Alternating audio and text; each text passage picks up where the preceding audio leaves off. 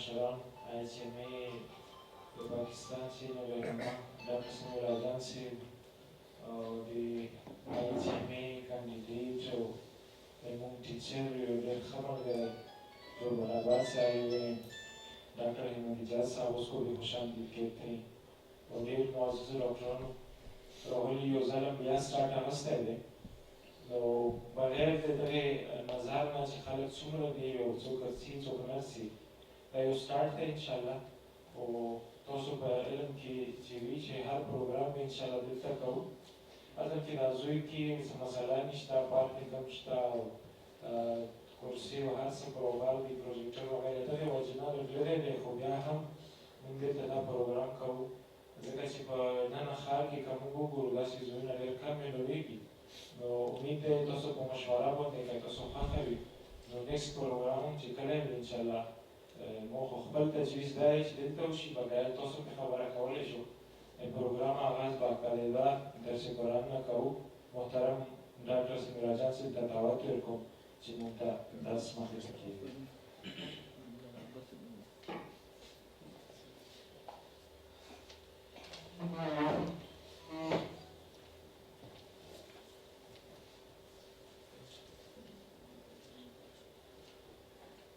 أعوذ بالله من الشيطان الرجيم بسم الله الرحمن الرحيم والعصر إن الإنسان لفي خسر إلا الذين آمنوا وعملوا الصالحات وتواصوا بالحق وتواصوا بالصبر.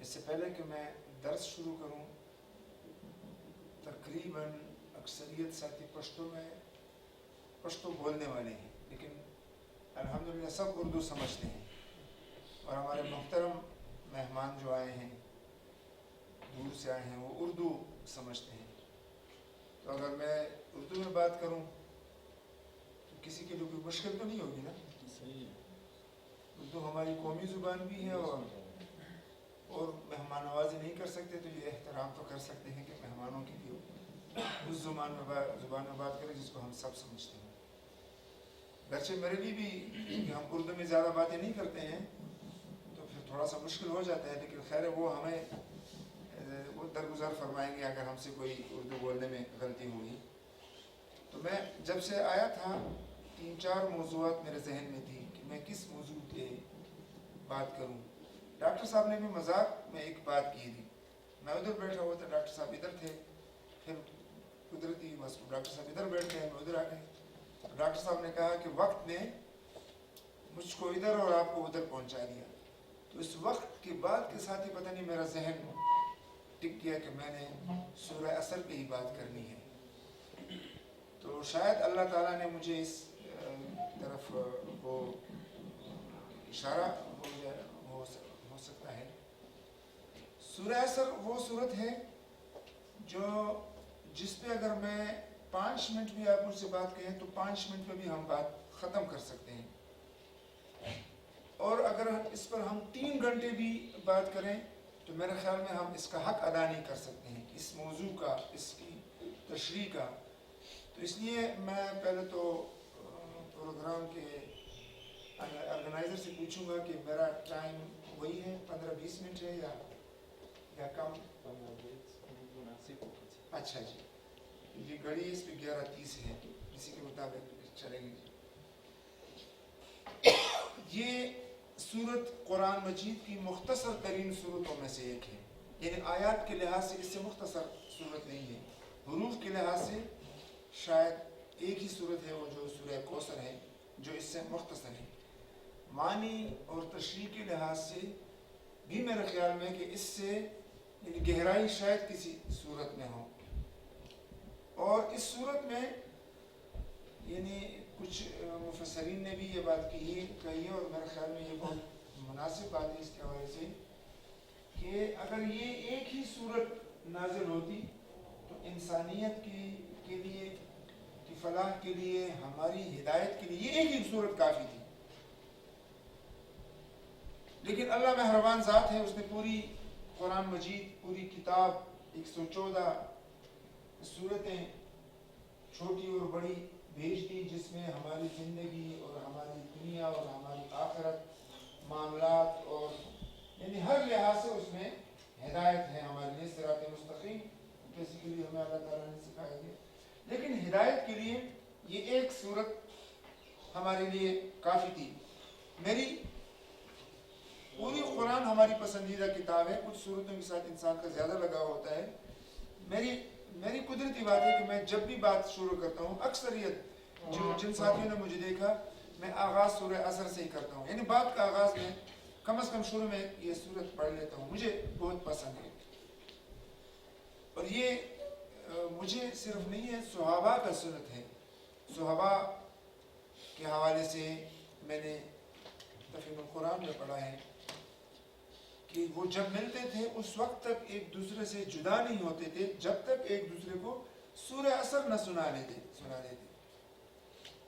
یعنی یہ مختصر سی صورت ہے اور اس میں ایک مختصر سا کلیہ بتا دیا گیا ہے. ہدایت حاصل کرنے کا، فلاح حاصل کرنے کا، اللہ کی رضا حاصل کرنے کا، جنت کے حصول کا ایک چھوٹا سا کلیہ ہے، بس یہی کافی ہے. اگر ہم نے یہ کلیہ سیکھ لیا، 4 باتیں ہیں، یہ 4 باتیں ہم نے سیکھ لی، اس پہ ہم نے عمل کر لیا تو ڈائریکٹ جنت میں جائیں گے. یہ ایک کلیہ ہے. بس یہ اس صورت کا کمال یہ ہے کہ اس میں بہت جامع اور مختصر الفاظ میں 4 باتیں بتائی ہیں. بس یہ کلیہ ہے، یعنی جنت میں جانے کی کنجی ہے. اس لیے ہدایت کے لیے یہ صورت کہتے ہیں کافی ہے کہ اس میں ایک مختصر الفاظ میں ہمیں ایک کلیہ سکھا دیا گیا، ایک وہ بتا دیا کہ یہ بس اس پہ عمل کرو، ان 4 باتوں پہ اس کو سیکھو، سمجھو، اس پہ عمل کرو اور سیدھا جنت میں جاؤ گے. اور اس کے ساتھ ایک اور بات بھی ہے کہ جو ان باتوں کو نہ سمجھے، ان پہ نہ عمل کرے تو پھر وہ جنت جا بھی نہیں سکتا. اور جب میں بات پوری کروں گا انشاءاللہ، یہ میں نے کسی تفسیر کی بات نہیں کر رہا ہوں، لیکن آپ میرے ساتھ مان لیں گے کہ واقعی یہ 4 باتیں ہوگی، چاروں ہوں گی تو ڈائریکٹ جنت میں جائیں گے، کہیں اور جانا نہیں پڑے گا. اور اگر یہ 4 باتیں ہمیں نہیں ہوں گی تو پھر ساتھ یہ سخت بات بھی ہے. اس لیے کہ اس صورت کا آغاز بھی سخت بات سے ہوا ہے کہ پھر ہم جنت جا بھی نہیں سکیں. یعنی کم از کم 2 باتیں تو جنت میں جانے کے لیے ہمارے پاس، ہمارے اندر ہونی ہی چاہیے ڈائریکٹ جانے کے لیے. پھر یہ 4 ہمیں سیکھنا ہوگی. تو پہلے میں ترجمہ کرتا ہوں، پھر اس کے بعد اس پہ آگے بات کرتے ہیں. والعصر، زمانے کی قسم، ان الانسان لفی خسر، بے شک انسان خسارے میں ہے. یعنی آغاز سے ہوا، بے شک انسان خسارے میں ہے، سوائے ان لوگوں کے جو ایمان لائے، نیک عمل کرے، صبر، حق کی تلقین اور صبر کی نصیحت کرے، صبر کی تلقین کرے، حق بات کی نصیحت کرے. ایک ہی مطلب ہے اس کا. یہ مختصر سا اس کا ترجمہ ہے.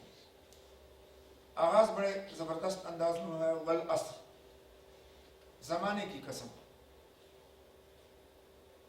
بعض مفسرین نے یا بعض ترجمہ کرنے والوں نے اس کا ترجمہ عصر سے مراد عصر کا وقت بھی دیا ہے کہ عصر کے وقت کی قسم.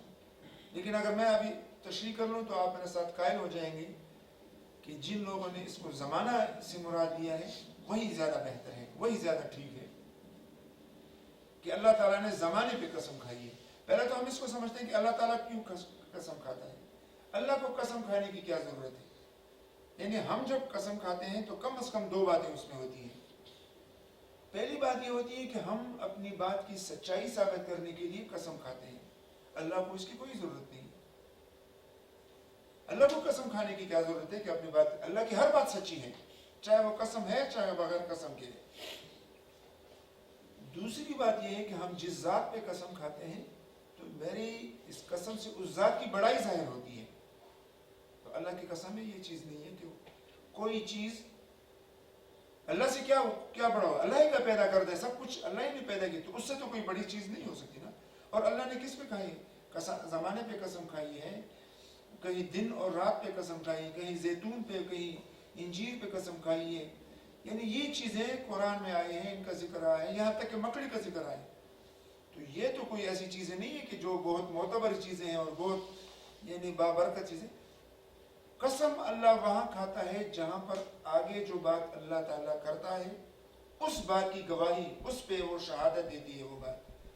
یہ اللہ تعالیٰ آپ کو کہتے ہیں کہ یہ بات اس پہ گواہ ہے جو آگے بات آ رہی ہے. تو زمانہ اس بات پر گواہ ہے. اللہ تعالیٰ زمانے کی گواہی ہمیں بتا رہا ہے کہ اللہ تعالیٰ کہہ رہا ہے کہ یہ زمانہ شاہد ہے کہ جس نے اپنے اندر یہ 4 باتیں پیدا کر لی وہ کامیاب ہے، اور جس نے اپنے اندر 4 باتیں نہیں پیدا نہیں تو وہ خسارے میں ہے، وہ نقصان میں ہے.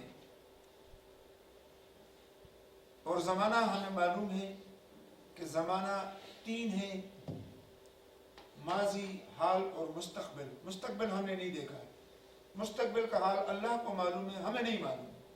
ہم نے 2 زمانے دیکھے ہیں، ایک ماضی ہے اور ایک حال ہے، جو ہر لمحہ وہ ماضی بن رہا ہے. ماضی اس پہ گواہ ہے. ماضی سے مراد تاریخ ہے. تاریخ سب ماضی ہے نا.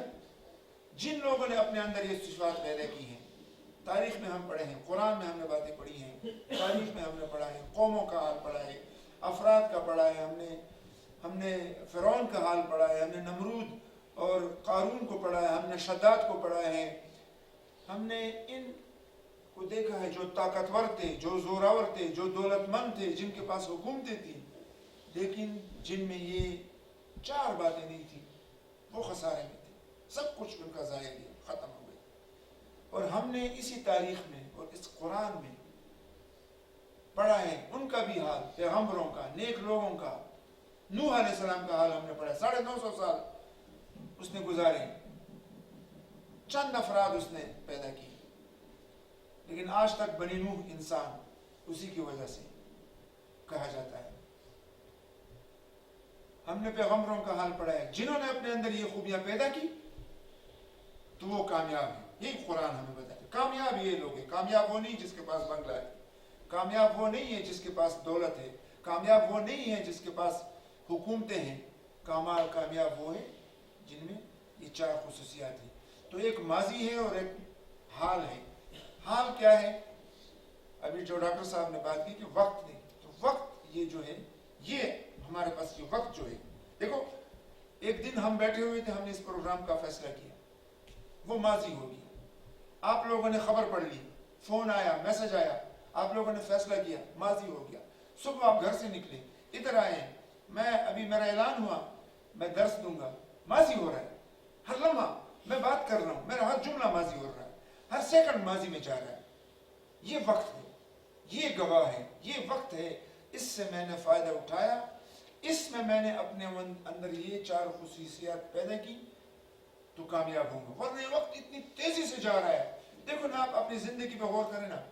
آپ اپنی زندگی، اپنے بچپن یاد کریں. آپ نے اسکول میں داخل ہو گئے، آپ نے میٹرک کیا، آپ ہومیوپیتھک کالج میں آ گئے، آپ نے وہاں سے فارغ ہوئے، آپ نے کلینک بنایا، آپ یعنی یہاں تک آپ اپنی زندگی پہ سوچ کر کتنی رفتار سے جا رہے ہیں. امام راضی نے ایک بزرگ کا حال لکھا ہے. ایک بزرگ نے ذکر کیا کہ میں سورہ عصر کو اس وقت سمجھا کہ جب میں نے ایک شخص کو دیکھا جو برف بیچ رہا تھا اور ساتھ آواز لگا رہا تھا کہ رحم کرو اس شخص پر جس کا سرمایہ پگھل رہا ہے. یعنی اگر آپ نے مجھ سے یہ برف نہیں خریدا تو میرا سرمایہ تو ختم ہو گیا. فرض کیا میں نے 10 روپے کا برف خریدا ہے اور میں اس کو 15 روپے میں بیچ رہا ہوں، ٹکڑے ٹکڑے میں تھوڑا تھوڑا کر کے. اگر کسی نے نہیں خریدا تو میرے 10 روپے چلے گئے، میرا سرمایہ تو ضائع ہو گیا. کچھ سرمایہ تو ضائع نہیں ہوتے نا، لوگوں کے پاس رکھا ہوتا ہے. لیکن برف کہتا ہے وہ رحم کرو اس شخص پر جس کا سرمایہ پگھل رہا ہے. تو کہتا ہے میں اس دن سمجھ گیا کہ یہ زمانہ بالکل اس برف کی طرح پگھل رہا ہے. اگر ہم نے اس کو قیمتی نہ کیا، اس وقت سے ہم نے فائدہ نہ اٹھایا تو ہماری تو سرمایہ ختم ہو گیا. ہمارے پاس جو وقت تھا وہ چلا گیا ہم سے. تو یہ والعصر، زمانے کی قسم، ان الانسان لفی خسر، بے شک انسان خسارے میں. یعنی آغاز اس سے ہو گیا، انسان خسارے میں ہے. ہم نے اس خسارے سے نکلنا ہے. اس خسارے سے نکلنے کے لیے اب آگے 4 باتیں ہیں. میرا ٹائم پورا ہو رہا ہے، بس میں مختصراً اس کا ذکر کروں گا. 4 باتیں آپ نے اپنے اندر بس پیدا کرنی ہے تو آپ اس خسارے سے نکل سکتے ہیں. خسارے کا میں نے آپ کو اس سے پہلے وضاحت کی کہ خسارہ کس کو کہتے ہیں. اور اس کے مقابلے میں کامیابی کسے کہتے ہیں؟ خسارہ وہ ہے جو آخرت کا خسارہ ہے، کامیابی وہ ہے جو آخرت کی کامیابی. دنیاوی کامیابیاں گزر گئی، ختم ہو گئی، لوگوں کی حال ہم نے دیکھ لیا. پہلی بات یہ ہے الا الذین آمنوا، سوائے ان لوگوں کے جو ایمان لائے. تو ہمیں پہلے ایمان لانا ہوگا. اگر ہم نے خسارے سے نکلنا ہے، اگر ہم نے اس تاوان سے اور نقصان سے نکلنا ہے، تو ہمیں ایمان لانا ہوگا. یہ اللہ تعالیٰ ہمیں بتا رہا ہے. ہمیں الحمدللہ ہم بیٹھے ہوئے ہم سب ایمان لا چکے ہیں. یعنی اس حد تک تو یہ میری بات ٹھیک ہے اور اس کی زیادہ تشریح نہیں کروں گا. ایک آیت میں آپ کے سامنے، بلکہ دو ہیں. ایک میں کہتے ہیں یا ایھا الذین آمنوا آمنوا باللہ ورسولہ، اے لوگوں جو ایمان لائے ہو، ایمان لاؤ اللہ اور رسول پر. کس سے کہا جا رہا ہے؟ ہم اور آپ سے. اے لوگوں جو ایمان لائے ہو، ایمان لاؤ اللہ اور رسول پر. دوسری جگہ پر ہے سورہ صف میں یا ایھا الذین آمنوا هل ادلکم علی تجارۃ تنجیکم من عذاب علیم. اے لوگوں جو لائے ہو، ایمان لائے ہو، کیا تم کو میں نہ بتاؤں وہ تجارت جو تجھے دردناک عذاب سے بچائے؟ تؤمنون باللہ ورسولہ، ایمان لاؤ اللہ اور رسول پر. کسے کہہ رہے ہیں؟ یا ایھا الکافرین نہیں ہے، یا ایھا الناس نہیں کہا گیا، یا بنی اسرائیل نہیں ہے. اے لوگوں جو ایمان لائے ہو. تو ایمان لانے کا مطلب ہمیں سمجھنا. آپ اپنے والد ذہن میں لائیں، اپنے استاد کو ذہن میں لائیں، کسی اور بزرگ کو لائیں جس کا آپ بہت احترام کرتے ہیں. میں یہاں پر کھڑا ہوں، عبدالرؤف میرا اسٹوڈنٹ ہے اور مجھ سے کہتے ہیں جی میں آپ سے بڑا متاثر ہوں، میں آپ کا شاگرد ہوں، میں آپ کا ہر حکم مانتا ہوں، آپ جو آپ کہیں. میں کہتا ہوں ذرا ایک گلاس پانی تو لیں. اور یہ بیٹھا ہے کہتا ہے میں آپ کا بڑا تابع دار، جی میں آپ سے بڑی محبت ہے، آپ سے بڑا پیار ہے اور آپ کی ہر بات میں مانتا ہوں. اور میں کہتا ہوں ایک گلاس پانی تو لے آؤ. روٹتا نہیں ہے اور بس منہ سے کہتا ہے. بس اسی سے آپ سمجھ لیں. ہم جو زبان سے کہتے ہیں اس کو عمل سے ثابت کریں کہ ہم ایمان لائے ہیں.